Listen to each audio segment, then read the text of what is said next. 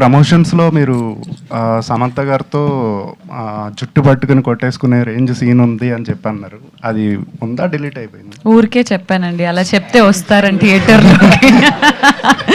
And Nandini Reddy గారు. చెప్పండి. So క్లైమాక్స్‌లో ఒక సీన్ ఉంటది. అంటే ఇంట్లో కోడల్ని అందరూ లేడీస్ అయితే గనక లేడీస్ ఏమో నమ్మరు తొందరగా. వాళ్ళ మామగారు ఆమెను వెంటనే నేను చాలా సందర్భాల్లో ఇంటికి ప్రమాదం తెచ్చిపెట్టాను అని చెప్పి అతను సపోర్ట్ చేస్తాడు. ఆ సీను మీరు రాశారా, రాజుగారు రాశారా? ఎందుకంటే చాలా క్లాప్స్ పడుతున్నాయి ఆ సీన్. రాజుగారే రాశారండి. వసంత్తో కలిసి రాసామండి. వసంత్ చాలా బ్రిలియంట్ రైటరు, ఎవరు తీసుకెళ్ళకండి. సో అతనితో నేను కలిసి రాస్తుంటాను. సమంత గారు, సమంత గారు, first of all congratulations Samantha గారు టు యూ. యాక్చువల్గా నాకు మూవీ మొత్తంలో క్లైమాక్స్ చాలా బాగా నచ్చింది.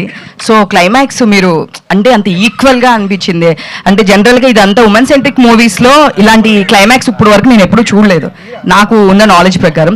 సో ఆ క్లైమాక్స్ మీరు ప్లాన్ చేసేటప్పుడు అంత ఈక్వల్గా సమంత గారిని పెట్టినప్పుడు స్టార్టింగ్లో మీరు ఏమన్నా డిస్కస్ చేశారా? ఓకేనా, వర్కౌట్ అవుతుందా లేదా అని చెప్పేసి? Every single thing was discussed అండి. We always discussed and went and executed in it.